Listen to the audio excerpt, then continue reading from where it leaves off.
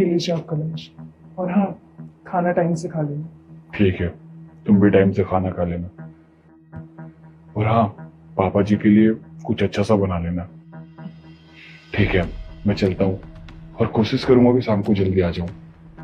अच्छा बेटा, ध्यान से जाना। ठीक है पापा जी।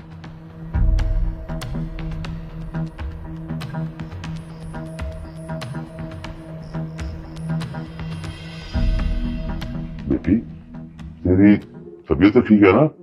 हाँ पापा, मेरी तबीयत ठीक है। तू तू मेरी वही बेटी है ना, सुमन? हाँ पापा, मैं आपकी बेटी सुमन हूँ। क्यों, क्या हुआ? सच बता, तू तू सुमन ही है ना? क्या हुआ है पापा? क्यों आप बातों को घुमा रहे हो? आप बताओगे? तुझे याद है तू शादी से पहले कैसे रहती थी? सुमन, सुमन, अरे उठ जा, काले नहीं जाना। उठ जा मेरी लाडली, 11 बज गए हैं। नहीं पापा, अभी और सोने दो। अरे सोना कब तक सोएगी तू? है, मुझे ऑफिस भी जाना है।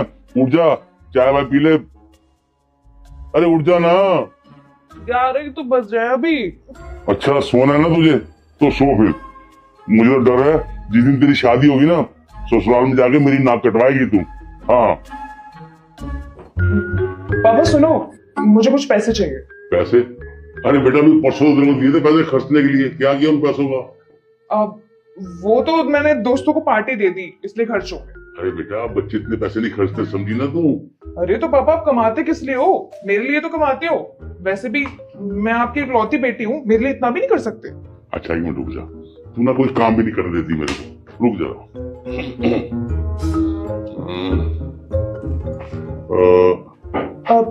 पापा ये देखना, इसमें कुछ लगा हुआ है। अरे क्या कर रही है, पागल है क्या? अरे बहुत सारे पैसे हैं वो। बहुत सारे हो तो क्या हुआ, आपकी बेटी की तो पैसे है। अरे मेरी, ओहो, ये लड़की भी ना पता नहीं कब सुधरेगी। अभी भी इसका बचपना नहीं गया।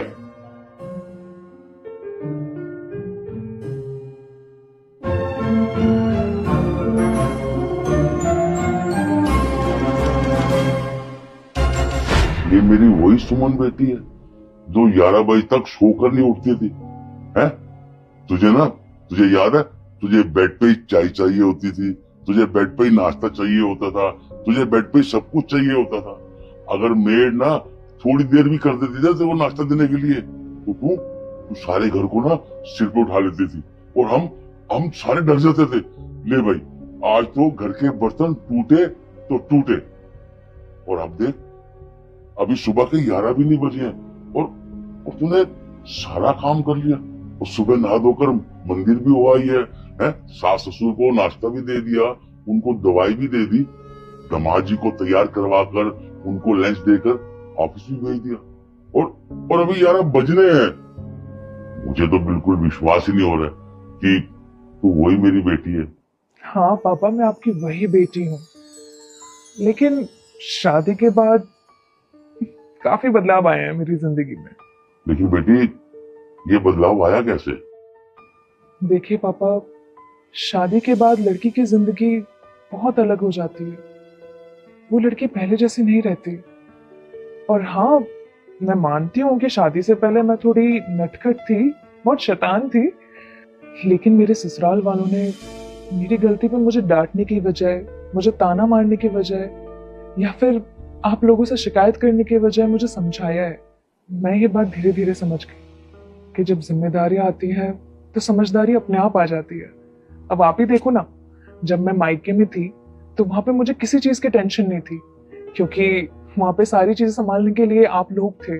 घर में नौकर चाकर थे जो हर जिम्मेदारी को अपने आप संभाल लेते थे। और जैसे ही मैं अपने ससुराल आई तो मेरे ससुराल वालों ने सारी जिम्मेदारी मुझे दे दी। उन्होंने साफ साफ कहा कि ये घर तेरा है, तू इस घर की इकलौती बहू है, तो तुझे ये घर संभालना है। तो बस धीरे धीरे कब मेरे अंदर समझदारी आ गई, मुझे खुद ही नहीं पता चला। पापा, ये बात मैं शुरू से सुनती आई हूँ कि एक बहू कभी बेटी नहीं बन सकती, लेकिन इस घर में आके मुझे पता है क्या पता चला, कि मैं इस घर की बहू नहीं, बेटी हूँ। मेरे सास ससुर ने मुझे बेटी की तरह प्यार दिया है, मुझे वो इज्जत दी है। तो क्या मेरा फर्ज नहीं बनता कि मैं उन्हें वो प्यार दूं, मैं उनका ख्याल रखूं? पहली जिम्मेदारी होती है उसकी माँ बाप, जिस घर से वो आती है। और अगर वो एक सही लड़की होगी तो वो कभी अपने माँ बाप की इज्जत को झुकने नहीं देगी। और दूसरी जिम्मेदारी होती है लड़की का ससुराल। एक लड़की की शादी के बाद उसकी बाकी जिंदगी उसके ससुराल में बीतती है।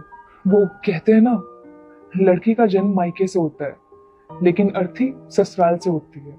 दोनों ही लड़की का घर होता है, लेकिन ससुराल में लड़की की जिम्मेदारी होती है कि वो अपने सास ससुर का ख्याल रखे, उनका मान सम्मान करे। तो बस यहाँ के मैंने यही सीखा है कि मैं अपने सास ससुर को प्यार दूं, उन्हें वो इज्जत दूं, उनका बस हमेशा ख्याल रखूं। और पापा, मैं आपसे वादा करती हूँ कि आपकी ये बेटी आपके सिर को कभी झुकने नहीं देगी। क्या हुआ पापा, आप रो क्यों रहे हैं? नहीं नहीं बेटा, मैं रो नहीं रहा हूं। ये तो खुशी के आंसू। तुझे देखकर आज लग रहा है कि आज मेरी बेटी बहुत बड़ी होगी, बहुत समझदार होगी। और तुझे पता है, जब मैं यहाँ आ रहा था तुझसे मिलने के लिए तो मेरा मन ना बहुत डर रहा था।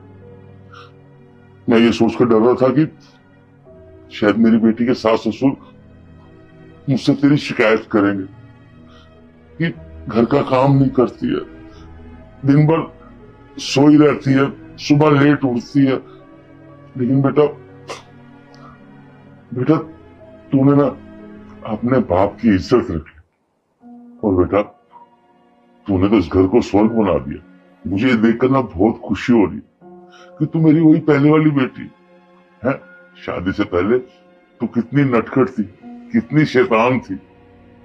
बेटी, हर बेटी अगर अपने सास ससुर को माँ बाप समझे ना तो कोई सास ससुर भी नादान या पागल नहीं होते, वो भी अपनी बहू को अपनी बेटी समझते।